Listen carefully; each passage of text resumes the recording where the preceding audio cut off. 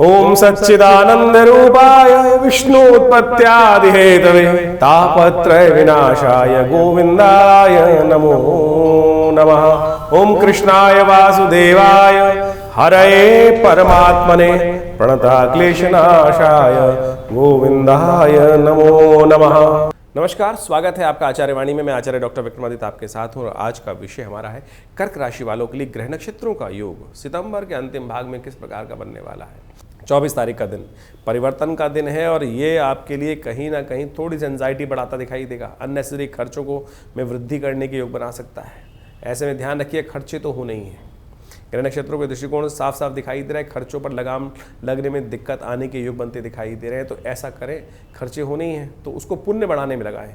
मंगल चंद्रमा की युति 12वें भाव में आपकी राशि के अनुसार से विराजमान है और ये कहती है कि जितने गरीब परित्यक्तों की सेवा करोगे और उससे आपको लाभ प्राप्ति के योग बन सकते हैं। तो जिससे जरूरतमंद व्यक्ति कोई दिखाई दे जाए, अपने द्वारा खर्चा तो होना ही है, हम आप बता रहे हैं खर्चे रुके नहीं रुकेंगे, तो पुण्य में लगाने का प्रयास कीजिए, उससे आपको कहीं ना कहीं लाभ ही मिलेगा। हनुमान जी का स्तवन करें, हनुमान जी का पाठ करें। सप्तमी का श्राद्ध इस दिन रहेगा। जिनका सप्तमी को गमन हुआ उनके निमित्त माता पिता जो भी गुरु लोग आपके हैं पीढ़ियों में, उनके निमित्त अवश्य कोई ब्राह्मण भोजन इत्यादि उनके निमित्त करने का प्रयास कीजिए, वो आपके अच्छा रहेगा। पितरों के निमित्त ये तर्पण अवश्य करना चाहिए आपको। 25 तारीख का दिन बुधवार का अवसर, अष्टमी तिथि विद्यमान है। अष्टमी का श्राद्ध इस दिन रहेगा। ग्रह नक्षत्रों के दृष्टिकोण से समय थोड़ा सा खर्चीला चल रहा है। हरी वरी एंड करी, ये तीनों चीज़ों को अवॉइड करने का प्रयास करें। अननेसेसरी की जल्दबाजी, बहुत तला भुना खाना, इस स्वास्थ्य के दृष्टिकोण से भी समय भारी दिखाई देता है और साथ साथ थोड़ी सी एंजाइटी बढ़ती दिखाई दे रही है इसके कारण से। और अननेसेसरी कामों में ना फंसे, वो आपके लिए अच्छा रहेगा। तो आपको उपाय क्या करना चाहिए इसमें वो भी समझ लीजिए। उपाय सबसे श्रेष्ठ आपके लिए जो दिखाई देता है, भगवान गणेश की आराधना। भगवान गणेश के निमित्त मंदिर में जाकर पीले पुष्प अर्पित करना अच्छा रहेगा, ये अवश्य करने के। भगवान गदाधर भगवान विष्णु की उपासना करना, पीले नीले अपराजिता के पुष्प आ रहे होंगे आजकल, उनको अर्पित करने का प्रयास कीजिए। देखिए आपके लिए रास्ता बनेगा कुछ ना कुछ। 26 तारीख का अवसर, बृहस्पतिवार का दिन, नवमी तिथि विद्यमान है। नवमी का श्राद्ध उस दिन किया जाएगा। सौभाग्यवती स्त्रियों का श्राद्ध भी इस दिन करने का शास्त्र में नियम है। बहुत सारे परिवारजन में ऐसे लोग होते हैं कि जो किसी न किसी कारण से शरीर चले गए, सौभाग्यवती थी, उस समय वैधव अवस्था में नहीं गई थी, तो अवश्य ऐसे गमन हो गया और आगे कोई पीढ़ी में है नहीं उनके निमित्त श्राद्ध इत्यादि करने वाला, तो आप यदि दायित्व तो समझते हैं तो अवश्य उनके निमित्त कर सकते हैं कुछ ना कुछ। और कुछ नहीं करना है, बहुत ज़्यादा कुछ नहीं, कुछ भोजन इत्यादि किसी गरीब व्यक्ति को खिला दीजिए, हो सके तो उनके नाम से तर्पण कर दीजिए। तर्पण करने के लिए ये पितृ तीर्थ है। जल लेकर हाथ में थोड़ा सा एक लोटे में तिल डालकर उनके निमित्त तस्मै सुधा तस्मै तस्सै सुधा तस्सै सुधा तस्सै सुधा, स्त्री है तो तस्सै सुधा और पुरुष है तो तस्मै सुधा। सुधा नाम की देवी का प्रादुर्भाव जो है वो तर्पण के जल को उन दिवंगत आत्माओं तक पहुंचाने के लिए किया गया है, तो अवश्य उनके निमित्त करिए, ये अच्छा रहेगा। अब ग्रह नक्षत्रों के दृष्टिकोण से समय सुबह थोड़ा भारी दिखाई देता है, शाम को ग्राफ आपकी तरफ आता दिखाई दे रहा है, तो बहुत इंपॉर्टेंट डिसीजन जो लेने हो शाम की तरफ थोड़ा टालने का प्रयास कीजिए। थोड़ा सा सुबह का टाइम भारी है, शाम के समय कुछ ना कुछ इम्प्रूवमेंट होने के योग बनेंगे। फिर भी यदि बहुत ज़रूरी हो तो किसी बुद्धिमान व्यक्ति का सहयोग लेकर, गुरुजन का आशीर्वाद लेकर कार्य करें। हल्दी का टीका माथे पे लगाएं, केसर का सेवन करने का प्रयास करें। देखिए इससे कहीं ना कहीं पॉजिटिव चेंजेस, परिवर्तन का योग बन सकता है। 27 तारीख का अवसर, नया उत्साह लेकर आता दिखाई दे रहा है। ग्रह परिवर्तन की तरफ जा चुके हैं। जो अननेसेसरी आपको थोड़ा कष्ट दे रहे थे वो समय बिल्कुल पलट मारकर आपके लिए उत्साह के साथ आगे बढ़ने के योग बनाता दिखाई दे रहा है। चंद्रमा शुद्ध होकर कर्क के राशि होकर आपकी राशि के स्वयं में होकर अपने घर का होकर लग्न में विराजमान हो गए हैं और ये आपके लिए आगे बढ़ने की, आपकी हिम्मत को जगाने के योग बनाते दिखाई दे रहे हैं। इसका लाभ आपको लेने का प्रयास करना चाहिए। 10वीं का श्राद्ध इस दिन किया जाएगा। शुक्र इन दिनों बहुत सुंदर अवस्था में आपकी राशि में चतुर्थ भाव में विराजमान है, तो ऐसे में देखिए चंद्रमा स्वग्रही हो गए, शुक्र स्वग्रही हो गए, बुध भी स्वग्रही होकर विराजमान है और बृहस्पति बहुत सुंदर तरीके से विराजमान होकर कार्य कर रहे हैं। तो ऐसे में ग्रह नक्षत्र आपके लिए अच्छे दिखाई देते हैं। तो समस्त देवताओं की उपासना कर कर और सुंदर आशीर्वाद प्राप्त करने के शुक्रवार के दिन एक काम करें, गौ पूजन करने का प्रयास करें। कुछ हरा ज्वार इत्यादि जो चारा इत्यादि है अपनी श्रद्धा के अनुसार से गाय को प्राप्त कराएं, कुछ रोटी इत्यादि दे दें, खीर युक्त रोटी, क्योंकि श्राद्ध चल ही रहे हैं और ऐसे में पितृ भी प्रसन्न हो जाएंगे तो बहुत सुंदर रहेगा। 10वीं का श्राद्ध इस दिन किया जाएगा। 10वीं का जिनको गमन हुआ हो जिस दिन, उस दिन इनके निमित्त श्राद्ध अवश्य करना चाहिए। 28 तारीख शनिवार का अवसर, एकादशी तिथि है। देखिए बड़ा सुंदर योग बना हुआ है और आपकी राशि के अनुसार से समझें कि शनि महाराज इन दिनों आपकी राशि के अनुसार से इन दिनों अष्टम भाव में वक्री होकर बैठे हुए हैं और वक्र अवस्था में सफलता में कहीं ना कहीं कुछ रोड़े समय समय पर उत्पन्न करते दिखाई देते हैं। तो ऐसे में उनको ठीक करने की सुंदर योग बनता दिखाई दे रहा है। 2 बार से शनिवार के दिन एकादशी पड़ रही है, शनि को ठीक करने का सुंदर योग बन रहा है। भगवान गदाधर भगवान विष्णु का स्तवन करते हुए थोड़े से लोटे में तिल डालकर उसके द्वारा भगवान का अभिषेक करें, ये सुंदर उपाय है और इससे कहीं ना कहीं शनि का संबंध भगवान विष्णु से भी है और तिल का संबंध भगवान विष्णु के साथ भी है और तिल का संबंध शनि के साथ भी है। तो देखिए शनि के उपाय में इस प्रकार से करने का प्रयास करें, गदाधर भगवान विष्णु की कृपा से समस्त अनिष्टों को दूर करने का योग बनेगा। एक बात और, एकादशी के दिन जब श्राद्ध आता है तो बहुत सारे लोग भ्रांति होते हैं कि बहुत सारे ब्राह्मणगण जो हैं वो तो उपवास में रहते हैं। तो कोई बात नहीं, कच्चा भोजन आप उनको दे सकते हैं, बांधकर पोटली में गाय के निमित्त केला इत्यादि खिला दीजिए, चींटी इत्यादि को कुछ भोजन डाल दीजिए, काक के निमित्त श्वान के निमित्त ये सब व्यवस्था कर दीजिए, किसी भिक्षुक को भोजन दे दीजिए। ये सब कर कर आप कहीं ना कहीं अपने कर्तव्य का पलायन अवश्य करने का प्रयास, सबसे मुख्य बात तर्पण अवश्य करें, गायत्री जप अवश्य करने का प्रयास करें। यही वास्तविक तौर पर उन दिवंगत आत्माओं को तृप्ति देने का सुंदर योग बनाती है। 29 तारीख रविवार का अवसर, द्वादशी तिथि है, सिंह राशि में चंद्रमा का प्रवेश हो रहा है और यह आपके लिए बहुत सुंदर आगे बढ़ने के अवसर को प्रदान करता दिखाई दे रहा है। द्वितीय भाव में गया हुआ चंद्रमा बृहस्पति के साथ जिस प्रकार की केंद्र में आकर आपकी राशि यदि बात करें तो केंद्र में आ जाएगा, चंद्रमा से बृहस्पति केंद्र में हो रहे हैं, तो ये कहीं ना कहीं आपके लिए अनुकूल परिस्थितियों को उत्पन्न करने के योग बना सकते हैं। आशीर्वाद से मेवा प्राप्त करने का योग बनता दिखाई दे रहा है।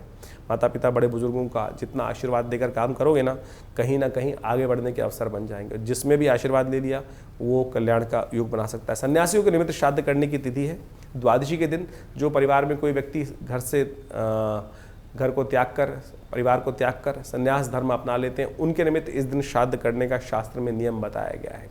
यानी जिंदा रहते हुए व्यक्ति का श्राद्ध करने के लिए हमारे यहाँ शास्त्र में व्यवस्था है। ये संबंध, व्यक्ति ने संबंध हमसे तोड़ लिया लेकिन हमारा संबंध तो व्यक्तियों के साथ है, उन आत्माओं के साथ है, तो अवश्य किसी ब्राह्मण इत्यादि संतों इत्यादि को भोजन इत्यादि अवश्य कराने का प्रयास करना चाहिए। संतों की सेवा कर कर मेवा लेने का प्राप्त करने का प्रयास करना चाहिए। 30 तारीख का दिन सोमवार का दिन, सोमवार का ये दिन बहुत खास है क्योंकि त्रयोदशी भी है और सोमवार भी है। सोम प्रदोष का योग बन गया, समस्त दोषों को हरने का दिन। ग्रह नक्षत्रों के दृष्टिकोण से आपका दिन बड़ा सुंदर बन रहा है और ये आपके लिए कहीं ना कहीं मनोकामना सिद्धि करने का योग बना सकता है, पुरुषार्थ से लाभ देने के योग बना सकता है।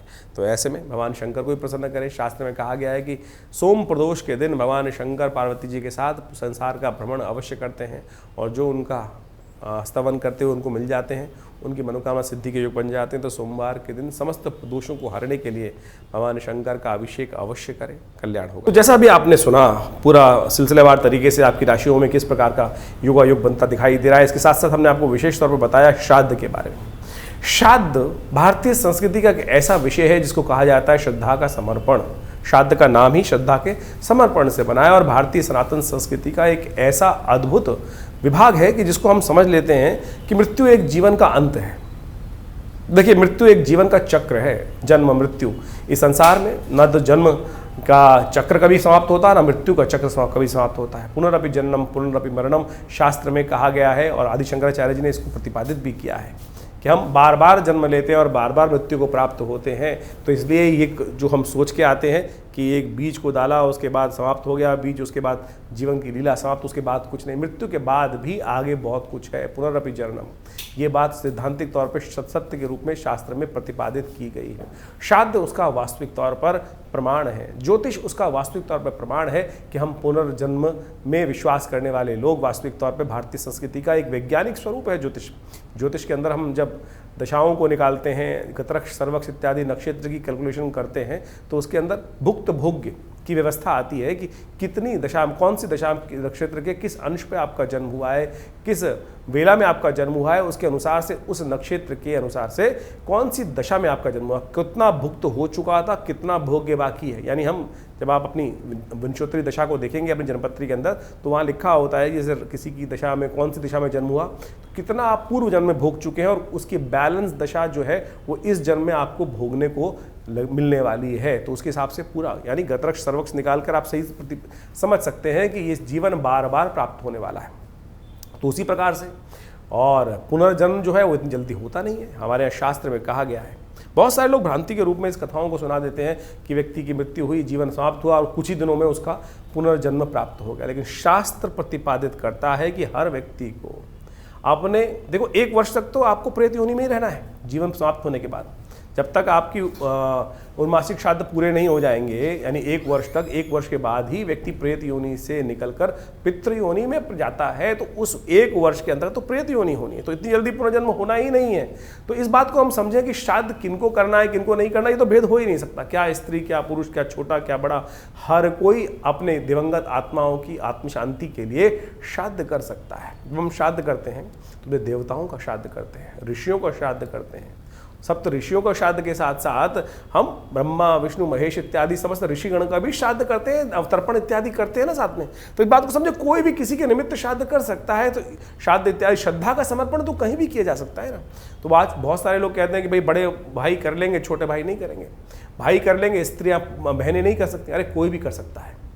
राम की जब भगवान रामायण के अंदर इस कथा को बड़ी सुंदर तरीके से कहा गया है कि भगवान राम जब गया पहुँचे और उन्होंने वो श्राद्ध कर्म करने के लिए लक्ष्मण जी को हाट भेजा, दुकान में भेजा कि सामान लेके आओ, कि व्यवस्था करो, श्राद्ध करना है। और जब वो नहीं पहुँच पाए समय से, तो भगवान राम स्वयं लक्ष्मण जी को देखने गए, तब तक श्राद्ध का मुहूर्त ना निकल जाए, भगवती ने स्वयं वो श्राद्ध कर्म पितरों के निमित्त किया।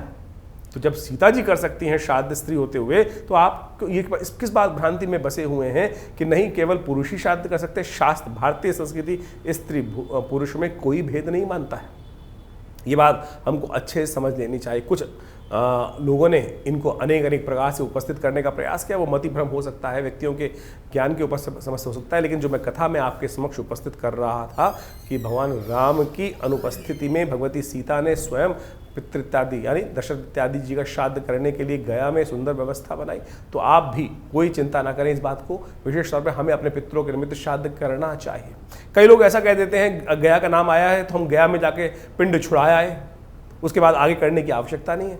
अरे वहाँ के महात्म्य वर्णित है कि इतने सुंदर स्थल है कि यहाँ पर पितृ को मोक्ष प्राप्त करने का सुंदर रास्ता बन जाता है, उसकी आवश्यकता नहीं होती। लेकिन ये तो आपका श्रद्धा का समर्पण है। जब तक आप हैं तब तक अवश्य अपने पितरों के निमित्त 3 पीढ़ी तक पिता, पितामह, परपितामह यानी 3 पीढ़ी तक अवश्य हमको अपने समस्त लोगों का श्राद्ध करने की कार्य करने का अवश्य प्रयास करना चाहिए। मध्याह्न काल शास्त्र के लिए सबसे श्रेष्ठ है, यानी जिस तिथि को मध्याह्न काल में हो, उस तिथि जो मध्याह्न काल में जो व्यापनी हो उस तिथि, उसी में उस दिवंगत आत्मा जो गए हैं उनका श्राद्ध किया जाना चाहिए। यदि आपको ज्ञात है कि किस समय उनका गंतव्य हुआ, उस समय प्रत्यक्ष रूप से कौन सी तिथि विद्यमान थी, उस तिथि में चाहे कृष्ण पक्ष है चाहे शुक्ल पक्ष है, तो इन श्राद्ध आश्विन के श्राद्ध के समय में पितृपक्ष के दौरान उनका अवश्य तर्पण। और श्राद्ध में क्या क्या करना चाहिए, वैसे तो विधान बहुत लंबा चौड़ा है, जितना आप कर सकते हैं। गायत्री जप अवश्य करें, तर्पण अवश्य करें, पिंडदान अवश्य करने का प्रयास करें, तर्पण इत्यादि के साथ साथ गायत्री का जप कर सकते हैं, गायत्री का यज्ञ कर सकते हैं, ब्राह्मण को भोजन करा सकते हैं, गऊ के घास निकाल सकते हैं, चींटी, भुक्षुक, कौआ, काग इत्यादि के लिए अवश्य कुछ भोज्य पदार्थ, श्वान के लिए भोज्य पदार्थ अवश्य निकालने का, ये बलि अवश्य करने का प्रयास करना चाहिए। ये शास्त्र में विधात वर्णित है। तो अवश्य हमें सबको जितना हो सके, कोई ब्राह्मण नहीं मिल रहा है, ब्राह्मण मिल जाए तो बहुत अच्छी बात है, नहीं तो गऊ के निमित्त एक प्लेट में खाना लगाया, भोजन किया, उनका तर्पण करते हुए साथ साथ उनको समर्पित करने का प्रयास करें। और कोशिश ये करें अवश्य श्राद्ध के साथ। नहीं व्यवस्था हो पा रही तो कोई चिंता नहीं, आप 2 केले भी दान कर देंगे तो भी आपके पितृ आपको आशीर्वाद। बहुत सारे लोग पितृ दोष से समस्या उत्पन्न कर लेते हैं कि पितृ दोष हो गया कुंडली में। अरे पितृ दोष नहीं होता, पितृ ऋण हो सकता है। आप अपना कर्म नहीं करोगे तो पितृ ऋण के रूप में आपके जीवन में वो भार चढ़ता चला जाएगा, ब्याज दर ब्याज के रूप में आपके जीवन में वो ब्याज दर ब्याज, वो ऋण चक्रवर्ती ब्याज की तरह परेशान कर सकता है। लेकिन पितृ आपसे रुष्ट हो, ये बड़ी विचित्र बात लगती है कि पितृ रुष्ट हो गए। बहुत सारे लोग बोलते हैं पितृ रुष्ट। अरे माता पिता किसी से कभी रुष्ट हो सकते हैं क्या? ये सोचें कैसी विडंबना हमने डाल दी कि पितृ, लोग कह देते हैं ज्योतिषी जन्मपत्री दिखाने के पास गए और उसने भ्रांति मन में उत्पन्न कर दी कि आपके तो पितृ रुष्ट हैं। अरे पिता, माता पिता किसी से रुष्ट नहीं होते। आप उनका उपहास भी कर दो तब भी वो तो, लेकिन दोष है, वो इस प्रकार का दोष है कि वो आपको प्रकृति माफ नहीं करती। आपको पितृ आपके रुष्ट होना, लेकिन प्रकृति आपको उस जो आपने गलत कर्तव्य किया है वो ऋण, वो भार आपके ऊपर अवश्य चढ़ जाएगा। वो आपको ध्यान रखना चाहिए। तो ये बात प्रकृति के दत्त है। तो आप एक बात ऐसे समझे कि कोई पिता, किसी व्यक्ति ने, बालक ने पिता का उपहास भी कर दिया, तो शायद पिता उनको माफ कर देंगे, लेकिन वो प्रकृति जो है, वो कर्म का सिद्धांत जो है, वो आपके ऊपर भार के रूप में विद्यमान हो जाएगा। उससे हमें समझना चाहिए। एक छोटा बच्चा यदि पिता के ऊपर खेल रहा हो, पिताजी के ऊपर कुछ विष्टाबित कर देगा, तो क्या पिता रुष्ट हो जाते हैं? माता पिता तो रुष्ट बिल्कुल होते ही नहीं कभी। जब प्रत्यक्ष नहीं हुए तो अप्रत्यक्ष रूप में जाकर हाँ दुखी जरूर होते हैं। घर में उत्सव चल रहा है, आपने गाना बाना सब कुछ किया, सब कुछ करा, लेकिन अपने पितरों के निमित्त कुछ एक थाली निकाली ही नहीं, उनको याद ही नहीं किया। अरे जिनके बिना हम जी नहीं पाते थे, जिनके बिना हम चल नहीं पाते थे, उनको इतनी विस्मृति हमने भुला दी कि हम उनको भूल जाते हैं। तो हमारे यहाँ भारतीय संस्कृति परंपरा है कि सबसे पहली थाली उनको उनके पितृ के निमित्त निकाल कर, मिंस कर और किसी गरीब व्यक्ति को दे दिया। इतना ही तो करना है खाली, और कुछ नहीं तो जल दे दीजिए भाई। हर नित्यपति तर्पण यही नहीं श्राद्ध के अवश्य करें, पितृ निमित्तिक श्राद्ध बोला गया है। निमित्तिक श्राद्ध, शास्त्र में 12 प्रकार के श्राद्धों का वर्णन आता है, और जो पावर्ण्य श्राद्ध इस वक्त हम पर्व में कर रहे हैं, पक्ष में कर रहे हैं, वो पावर्ण्य श्राद्ध के अंतर्गत आता है। और पावर्ण्य श्राद्ध के साथ साथ और ये समझे कि हम सब नैमित्तिक श्राद्ध भी तो करते हैं। नित्य प्रति श्राद्ध करना चाहिए, नित्य प्रति तर्पण करना चाहिए, नित्य प्रति जल देना चाहिए। जैसे सूर्य को जल देते हैं, उसी प्रकार से अपने पितरों का ध्यान करते हुए ये देव तीर्थ है, आगे वाली उंगलियां ये पितृ तीर्थ है। अंगूठे और पहली उंगली के बीच का जो तीर्थ है, यहाँ एक लोटा जल लेकर तर्पयन्ताम तस्यै सुधा तस्यै सुधा तस्यै सुधा। यदि स्त्री है तो तस्मै सुधा, और पुरुष है तो तस्मै सुधा तस्मै सुधा तस्मै सुधा। ये 2 देवियों का प्रादुर्भाव किया गया है ब्रह्मा जी के द्वारा। स्वाहा नाम की देवी यज्ञ की आहुति देवता तक पहुंचाती हैं, और स्वधा नाम की देवी आपके द्वारा अर्पित किया गया जो जल इत्यादि है, भोज्य पदार्थ इत्यादि हैं, वो आपके पितरों के तक पहुंचाती हैं। तो इसको अवश्य करने का प्रयास करना चाहिए। हमने विवेकानंद योगाश्रम में एक विशेष व्यवस्था करी है कि इन पितृपक्ष के दौरान में यदि आप घर में किसी कारण से नहीं कर पा रहे हैं, या कर पा रहे हैं, पूर्ण विधि नहीं हो पा रही है, गायत्री यज्ञ नहीं हो पा रहा है, तो हम आश्रम से संपर्क साध सकते हैं। आश्रम में पूर्ण व्यवस्था है, पूरा दिन यज्ञ की सुंदर व्यवस्था रहती है। नित्य प्रति 8 घंटे यज्ञ किया जाता है। तो अपने पितरों के निमित्त गायत्री का यज्ञ, तर्पण, ब्राह्मण भोजन इत्यादि समस्त प्रकार से करने की व्यवस्था रहेगी। आप अपने यदि किसी कारण से नहीं हो पा रहा है, तो विवेकानंद योगाश्रम से फोन संपर्क साध कर आप अपने समस्त पितरों के निमित्त तर्पण इत्यादि, ब्राह्मण भोजन इत्यादि, गायत्री यज्ञ इत्यादि की सुंदर व्यवस्था, गौग्रास की सुंदर व्यवस्था करने के लिए सुंदर आश्रम संपर्क साध सकते हैं। आश्रम में गौशाला भी है, सब कुछ व्यवस्था पूर्ण विधि के साथ की जाएगी। तो आप सब इन सब श्राद्धों में ऐसा ना करें कि हम सब लोग केवल ये परिपाटी भूल जाते हैं। बहुत सारे लोग तो क्या नई गाड़ी नहीं खरीदेंगे, नए वस्त्र नहीं खरीदेंगे, नया कुछ और समस्याओं कर देते, इतना करके बस छोड़ देते हैं। अरे ये सब तो बहुत भौतिक चीज़ें हैं। मुझे बताइए, आपके नए वस्त्र खरीदने से आपके पितृ रुष्ट होंगे या आप प्रसन्न होंगे? आपके पिता, माता पिता आपकी तरक्की को देखकर, आपकी नई गाड़ी को देखकर अरे प्रसन्न ही होंगे भाई। ये कहाँ से व्यवस्था चल गई कि केवल गाड़ी नहीं खरीदना, चाँद चल रहे हैं, गाड़ी नहीं खरीदेंगे, और फिर नई जनरेशन आती है, उनको आप समझा नहीं पाते हैं। तो समझे, ये चीज़ नहीं है। वासना युक्त जीवन, हमको ये बात ध्यान रखनी है कि वासना युक्त जीवन में नहीं, संयमित जीवन जीते हुए, उनको भी याद, उनका श्रद्धा का समर्पण करते हुए हम अपनी आपके सुंदर सौंदर्य जीवन से, आपके आगे बढ़ते हुए जीवन को देखकर आपके प्रति कतई आपसे अप्रसन्न नहीं हो सकते, दुखी नहीं हो सकते। इन सब भ्रांतियों को हटाने का प्रयास करें। आप नए वस्त्र घर में लाएंगे तो अपने पिता के निमित्त भी कुछ लेके आइए ना। हमारे एक मिलने वाले थे, उनकी मृत्यु हो गई, और उन्होंने स्वयं आके कहा कि वो जब चले गए तो पंडित जी के लिए कपड़े लाने थे उनको, तर्पण उनकी श्राद्ध कर्म के दिन। तो वो जो स्त्री थी थोड़ी हल्की क्वालिटी के कपड़े ले आई। जब वो पंडित जी को दे रही थी तो उसके बाद ऐसा हुआ कि वो दिवंगत आत्मा ने आकर स्वयं बोला, क्या मैं इतना पैसा समृद्धि छोड़ के गया था, क्या मेरे निमित्त तुम अच्छे वस्त्र भी दान नहीं कर सकते? यही ऐसी ही कथा रामायण में मिलती है।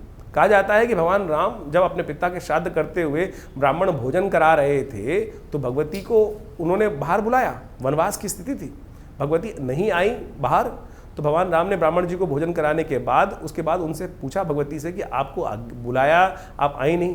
बोले जब आप भोजन करा रहे थे तो मैं साक्षात देख रही थी कि यहाँ पर स्वयं हमारे पितृ उसी रूप में विद्यमान हैं और उनको भोजन करा रहे हैं आप। तो मैं उनको इस अपनी सन्यासी अवस्था में बाहर आकर, सन्यासी वल्कल वस्त्र धारण करे हुए इस अवस्था में आकर उनको दुखी नहीं करना चाहती थी। तो सोचे, ये साक्षात इतनी सुंदर कथा शास्त्र में वर्णित है कि हम जो ब्राह्मण को भोजन करा रहे हैं वो साक्षात वही है कि पितृ हमारे घर आकर उसको ग्रहण कर रहे हैं। ये है श्रद्धा का समर्पण। आप ये सोच के बैठे ब्राह्मण भोजन करा रहे, टाइम बार बार देखे जा रहे हैं, कब जाएंगे पंडित जी, कब कितना खाएंगे, कितनी रोटी खाएंगे। ये स्थिति मन में ना रखें। श्रद्धा का समर्पण पूर्ण श्रद्धा के साथ सोचें। आपकी जब पितृ ऋण चढ़ता है ना, जब नहीं आप निवृत्त होते हैं तो कितना भार, जीवन में चलते चलते व्यवसाय में कष्ट, कुछ ना कुछ चलते हुए जलती हुई गाड़ी रुक जाती है, अनेक प्रकार की जो समस्याएं जीवन में उत्पन्न हो जाती है, समझ में ना आ रहा हो तो कहीं ना कहीं सोचना, क्या अपने पितृ ऋण से निवृत्ति का मार्ग सोचा है। ये श्राद्ध जो है, ये वर्ष में जो 16 दिन का दिन आते हैं, ये इसीलिए है कि अपने पितरों को याद रखो। वैसे तो नित्य प्रति करना चाहिए। तो आप इस विज्ञान को, इस अध्याय को सही रूप से समझने का प्रयास करें। हमारा इस चैनल के माध्यम से इन सब विज्ञानों को आपके समक्ष उपस्थित करने का ही एक प्रयास है। और विवेकानंद योगाश्रम इन समस्त कर्मों में आपके साथ रहता है। भी आने वाले दिनों में बड़े विशेष तौर पर नवरात्र आने वाले हैं और नवरात्रों में भी बहुत विशाल यज्ञ माँ भगवती के सानिध्य में वहाँ रहेगा, उसमें भी आप जुड़िएगा। धन्यवाद, नमस्कार।